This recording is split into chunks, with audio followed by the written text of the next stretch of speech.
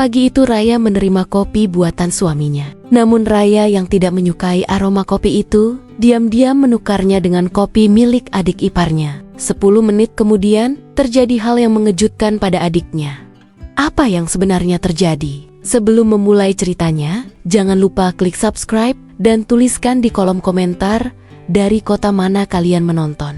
Langit di luar jendela masih muram, mencerminkan suasana hati Raya yang tak jauh berbeda. Pernikahannya dengan Ardian yang dulu terasa seperti dongeng, kini hanyalah reruntuhan yang siap ambruk kapan saja.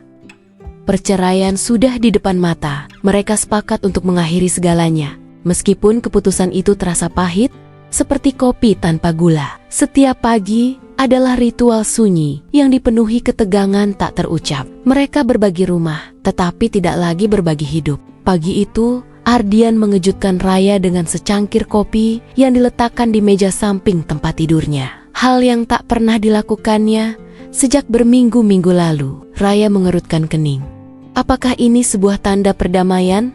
Sebuah upaya terakhir? Raya tak ingin berharap banyak. Hatinya sudah terlalu letih untuk merasakan kekecewaan lagi. Namun, ia juga tak ingin memperburuk suasana. Ia meraih cangkir itu. Saat hidungnya mendekat ke bibir cangkir, Raya merasakan aroma yang sedikit aneh. Bukan aroma kopi yang biasa, melainkan ada semacam bau asing yang samar, seperti campuran pahit dan sesuatu yang lebih tajam. Raya mengamati Ardian yang berdiri di ambang pintu, menunggu reaksinya. Wajahnya seperti biasa, tenang, nyaris tanpa ekspresi. Tidak ada gurat kecemasan atau keanehan di sana. Raya berpikir, mungkin itu hanya perasaannya saja. Mungkin ia terlalu banyak memikirkan masalah mereka, sehingga indera penciumannya pun terganggu. "Terima kasih," ucap Raya singkat, suaranya sedikit serak.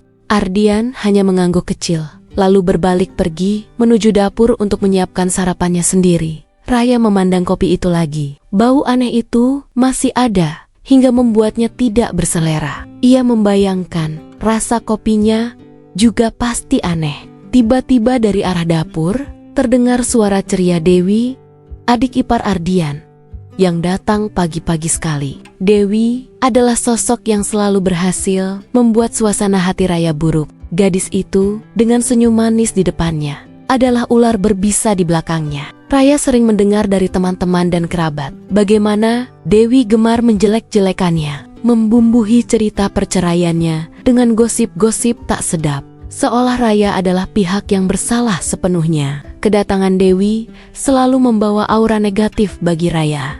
Terlebih di tengah situasi sulit seperti ini, sebuah ide melintas di benak Raya, spontan dan penuh dengan sedikit kenakalan. "Ini kesempatan," pikirnya. Tanpa berpikir panjang, Raya melangkah menuju dapur, cangkir kopinya masih di tangan.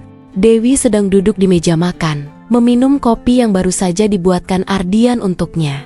"Dewi, bisakah aku menukar kopimu?" tanya Raya, mencoba terdengar sesantai mungkin. "Ardian baru saja membuat kopi untukku, tapi sepertinya dia salah takaran. Punyamu terlihat lebih enak." Dewi mengangkat alis, sedikit terkejut dengan permintaan itu, namun senyumnya tidak luntur. "Tentu saja Kak Raya, ambil saja." Ia menyodorkan cangkirnya. Ardian yang sedang sibuk memotong buah tidak melihat pertukaran itu. Raya segera menukar cangkir mereka. Cangkir dengan bau aneh itu kini berada di tangan Dewi. Sementara Raya memegang cangkir kopi Dewi yang harum, hati Raya sedikit merasa puas. Setidaknya untuk sesaat, Dewi memang pantas mendapatkan sedikit kejutan atas semua kata-kata busuk yang keluar dari mulutnya. Mereka bertiga sarapan dalam keheningan yang canggung, diselingi celotehan riang dari Dewi tentang rencana belanjanya hari itu. Raya sesekali melirik Dewi yang dengan santainya menyesap kopi dari cangkir yang seharusnya menjadi miliknya. Tidak ada perubahan ekspresi, tidak ada tanda-tanda aneh. Raya mulai berpikir bahwa bau aneh itu memang hanya perasaannya saja. Mungkin rasanya memang tidak seburuk itu. Namun, sekitar 10 menit kemudian, saat mereka baru saja selesai sarapan, tiba-tiba Dewi memegang perutnya. Wajahnya yang ceria mendadak pucat. "Aduh, perutku sakit sekali," rintih Dewi. Suaranya tercekat. Ia merosot di kursi, napasnya memburu. Ardian dan Raya seketika panik. Ardian menghampiri adiknya, mencoba menanyakan apa yang terjadi. Dewi hanya bisa merintih, tangannya mencengkeram perutnya erat-erat. Wajahnya semakin memucat dan keringat dingin mulai membasahi dahinya. "Kita harus membawanya ke rumah sakit sekarang," seru Raya. Rasa panik menguasai dirinya. Ardian segera menggendong Dewi dan membawanya ke mobil. Raya bergegas mengikuti mereka, hatinya berdebar tak karuan. Ada apa ini? Mungkinkah ini ada hubungannya dengan kopi yang tadi? Pikiran itu melintas begitu saja. Dingin dan menakutkan. Membuat Raya merinding. Di rumah sakit, Dewi langsung dilarikan ke UGD. Dokter dan perawat bergerak cepat. Setelah beberapa pemeriksaan, dokter keluar dengan wajah serius. "Ada racun di dalam tubuhnya," kata dokter itu pelan. Matanya menatap Ardian dan Raya bergantian. Untungnya dosisnya tidak terlalu tinggi dan korban segera dilarikan ke sini. Raya terkesiap. Racun? Jantungnya berdebar kencang. Ia teringat bau aneh dari kopi itu. Cangkir yang seharusnya ia minum kini berada di tangan Dewi. Seketika, potongan-potongan teka-teki itu bersatu, membentuk gambaran mengerikan. Bukan kebetulan, bukan perasaan. Kopi itu memang beracun. Raya menoleh ke arah Ardian. Wajahnya tampak panik, sekaligus takut. Ada sesuatu yang salah. Sangat salah. Polisi dipanggil, investigasi pun dimulai. Awalnya Ardian bersikeras bahwa ia tidak tahu apa-apa. Ia bahkan mencoba menyalahkan Raya, mengatakan bahwa Raya adalah satu-satunya orang yang memegang kopi itu setelah ia menyajikannya. Namun, Raya menceritakan tentang bau aneh kopi itu, tentang pertukaran cangkir dengan Dewi, dan tentang rencana perceraiannya dengan Ardian. Kisah itu, meski terdengar aneh, memiliki konsistensi yang membuat polisi menaruh curiga pada Ardian. Penyelidikan lebih lanjut mengungkapkan fakta yang lebih mencengangkan. Bukan hanya racun yang ditemukan di sisa kopi di cangkir Dewi, tetapi juga sebuah polis asuransi jiwa besar atas nama Raya yang baru saja diperbarui beberapa minggu sebelumnya dengan Ardian sebagai ahli waris tunggal. Selain itu, catatan keuangan Ardian menunjukkan bahwa ia sedang terlilit utang besar. Semua bukti menunjuk padanya. Ia mencoba meracuni Raya. Ternyata kopi itu bukan untuk mendamaikan hubungan mereka, tetapi untuk menghabisi Raya dan mendapatkan asuransi serta harta Raya sebelum perceraian mereka resmi. Ia ingin Raya meninggal, agar ia bisa mengambil semua hartanya tanpa harus membaginya dalam proses perceraian. Ardian akhirnya tidak bisa mengelak.